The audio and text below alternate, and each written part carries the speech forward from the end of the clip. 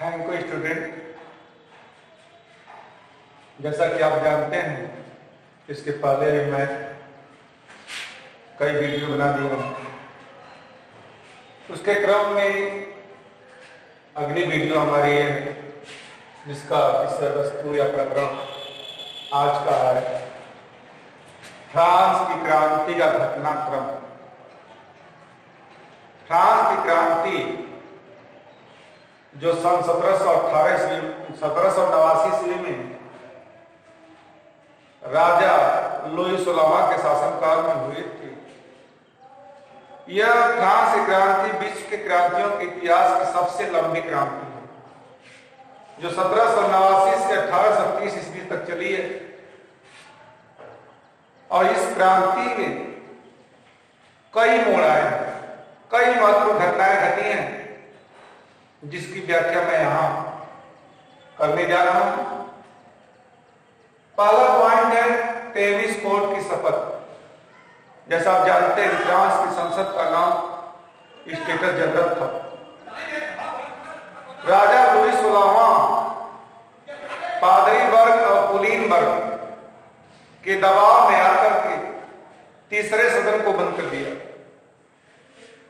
देखिए, एक बात यहां जानने की है कि स्टेटस जनरल में सदस्यों की संख्या कितनी थी, कैसे थी। तो एक बात जान लीजिए कि स्टेटस जनरल में फ्रांस में जो 3 वर्ग था, पादरी वर्ग, कुलीन वर्ग और जनसाधारण वर्ग, तो पादरी वर्ग से पार्लियामेंट के सदस्यों की संख्या 308 थी। कुलीन वर्ग से पार्लियामेंट में सदस्यों की संख्या 285 थी और जनसाधारण वर्ग से पार्लियामेंट में सदस्यों की संख्या 621 थी। अर्थात पादरी और कुलीन वर्ग, जिनको विशेषाधिकार प्राप्त था, जो सामान्य वर्ग था, उससे जनसाधारण वर्ग के सदस्यों की संख्या ज्यादा थी। तो ऐसी दशा में राजा पादरी और कुलीन वर्ग के दबाव में आकर के जनसाधारण वर्ग के हाल को बंद करवा दिया।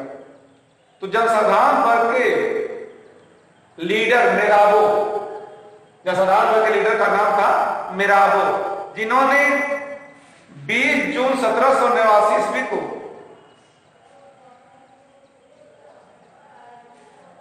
जनसाधारण वर्ग के हाल को बंद होने का बगल में टेनिस हार्ट में अपने सदस्यों का सभा का आयोजन किया और 20 जून 1789 ईस्वी को वह टेनिस कोर्ट में अपने सदस्यों की बैठक की और कहा कि मैं यहां से तब तक नहीं हटेंगे जब तक कि मैं देश के लिए एक नवीन संविधान का निर्माण न कर लें। भले ही हमारे खिलाफ क्यों न संगीनों का प्रयोग किया गया। और यही घटना टेनिस कोर्ट के शपथ के नाम से फ्रांस के इतिहास में आज भी विख्यात है। और यही नए संविधान का निर्माण किया और फ्रांस में क्रांति का सूत्रपात किया। इतना ही नहीं, तीसरे वर्ग के सामने सरकार को अर्थात राजा को झुकना पड़ा और इसके बाद जनसाधारण वर्ग के हाल को कुछ समय के बाद खोलने की स्वीकृति राजा को देना पड़ा। तो यह फ्रांस के इतिहास में फ्रांस के राजा के निरंकुश शासन के विरुद्ध जनसाधारण वर्ग की पहली जीत थी। दूसरा पॉइंट, फ्रांस के क्रांति घटनाक्रम का दूसरा पॉइंट है बास्टील का पतन। देखिए, फ्रांस में बास्टील के किला और जेल की घटना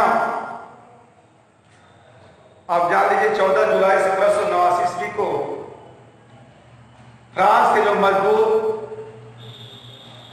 वर्ग और महिलाओं ने एक शांतिपूर्ण जुलूस बना करके निकले अपनी मांग को लेकर के राजा लुई 16वां से। तब तक एक अफवाह फैल गई कि राजा विदेशी सेना की सहायता से इस जुलूस को कुचलना चाहता है,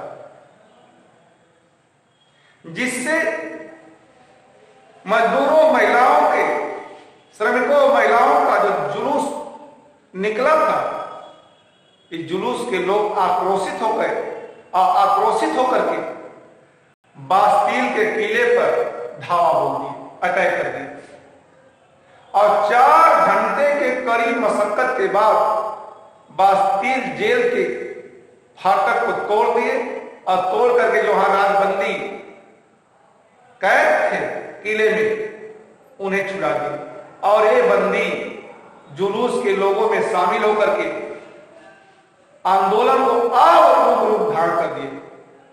किले से कुछ संगीनों को अस्त्र शस्त्र को भी ले गए। तो बास्तील का जो 14 जुलाई 1789 ईस्वी को बास्तील जेल का पतन हो गया और यह घटना फ्रांस के इतिहास में स्टॉर्मिंग ऑफ बास्तील के नाम से विख्यात। दूसरी बात, यह घटना से फ्रांस में निरंकुश शासन व्यवस्था के विरुद्ध जनता की पहली जीत का प्रतीक बनी और इससे जनता काफी और उग्र रूप धारण की। इसके बाद तीसरा घटनाक्रम क्या हुआ? राष्ट्रीय सभा, नेशनल असेंबली। देखिए, इसके बाद सत्ता नेशनल असेंबली, राष्ट्रीय सभा के हाथ में हैंडओवर हुई। राजा को यहां से जो है हटना पड़ा और यह नेशनल असेंबली 3 सितंबर 1791 ईस्वी को महिला एवं नागरिक अधिकार घोषणा पत्र जारी किया। 3 सितंबर 1791 ईस्वी को महिला एवं नागरिक घोषणा पत्र लागू किया। इसके पहले संपत्ति विहीन श्रमिक मजदूर वर्ग को मताधिकार का, महिलाओं को मताधिकार का अधिकार नहीं था, यहां से अधिकार मिला। यह घटना 1791 ईस्वी। चौथा घटना, चुड़ैलों का धावा। देखिए, फ्रांस में 10,000 महिलाओं ने, जब फ्रांस में क्रांति हो गई और क्रांति इतना और रूप धारण की, तो 10,000 महिलाओं ने राजा लुई 16वां, उसकी पत्नी और उसके पुत्र को बचाकर सुरक्षित लेकर भाग गई पेरिस, जिससे उसके जान माल पर जो खतरा था वो बचे। यह घटना 10,000 महिलाओं द्वारा अटैक, आक्रमण फ्रांस के इतिहास में चुड़ैलों का धावा रहता है, आज भी विख्यात है। कभी कभी पूछता है 1 नंबर या 2 नंबर का सवाल में कि चुड़ैलों के धावा से आप क्या समझते हैं? तो यही घटना है। फ्रांस की क्रांति के दौरान 10,000 महिलाओं ने फ्रांस के राजा लुई 16वां, उसकी पत्नी, उसके बच्चों को सुरक्षित उठाकर पेश लेकर चले गए, जिसको फ्रांस के इतिहास में चुड़ैलों के धावा के नाम से घटना विख्यात है। अगला पॉइंट है जीरोधिस्ट एवं जैकोबिन दल। देखिए, फ्रांस में उसमें 2 राजनीतिक दल थे, जीरोधिस्ट और जैकोबिन दल। जीरोधिस्ट दल में फ्रांस के संपन्न वर्ग के लोग थे, जिनकी आबादी संख्या संख्या कम थी। ये साधन संपन्न लोग थे, धनवान लोग थे। इसमें मध्यम वर्ग के लोग थे जो इसको क्रांति को धीरे धीरे चलाते थे। लेकिन जयगोविंद दल जो उसमें श्रमिक और जनसाधारण वर्ग के लोग, किसान मजदूर थे, जिनकी आबादी या संख्या ज्यादा थी, जो चाहते थे क्रांति तीव्र गति से। और इन्हीं के बल पर फ्रांस में सत्ता का परिवर्तन हुआ और सत्ता डायरेक्टरी शासन के हाथ में चली और डायरेक्टरी शासन व्यवस्था सत्ता का संचालन करने लगी। इसके बाद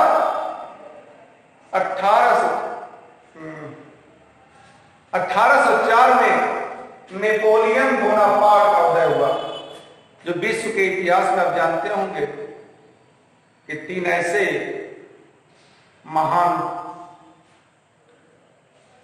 व्यक्तित्व का नाम आता है, जैसे जर्मनी में एडोल्फ हिटलर, इटली में मुसोलिनी और फ्रांस में नेपोलियन। नेपोलियन ने फ्रांस की क्रांति का रूप ही बदल दिया और 1804 में डायरेक्टरी शासन व्यवस्था को ध्वस्त करके फ्रांस की सत्ता का तानाशाह शासक बन बैठे, अपने को सम्राट घोषित कर दिया और 1815 तक शासन करता रहा। इस बीच कई देशों से, रूस, प्रसा, ऑस्ट्रिया से युद्ध भी किया, ये तीनों राष्ट्रों को परास्त भी किया, लेकिन वाटरलू के युद्ध में ये पराजित हुआ और इसके बाद इसे इन देशों के सेनाओं ने मिलकर इसे किडनैप कर दिया और 1821 में इसकी डेथ हो गई। यह क्रांति 1700 में पहले बता दिया, 1789 से लेकर 1830 तक चली थी। इस क्रांति में फ्रांस के दार्शनिकों का महत्वपूर्ण योगदान था। एक यही घटना करूंगा। फ्रांस के दार्शनिक रूसो, मॉन्टेस्क्यू, वॉल्टेयर। रूसो ने अपनी पुस्तक सोशल कॉन्ट्रैक्ट में लिखा है कि सत्ता जनता में निहित होनी चाहिए, जिससे क्रांतिकारियों को काफी प्रोत्साहन मिला, क्रांति काफी उग्र की। यह रूसो का विचार है और रूसो के विचार से जनता, फ्रांस की जनता काफी आंदोलित, उद्वेलित होती। दूसरे विद्वान थे मॉन्टेस्क्यू। मॉन्टेस्क्यू ने अपनी पुस्तक द स्पिरिट ऑफ लॉज में लिखा कि कानून और राजनीति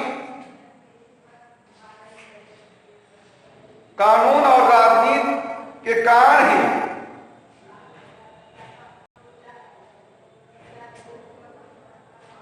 क्रांतिकारियों को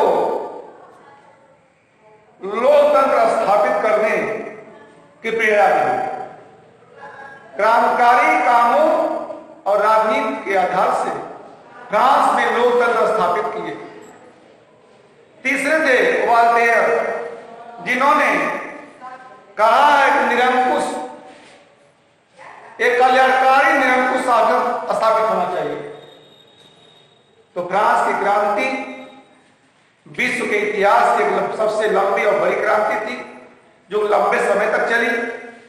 और फ्रांस की क्रांति की उपलब्धि स्वतंत्रता, लोकतंत्र और जन कल्याण की स्थापना थी।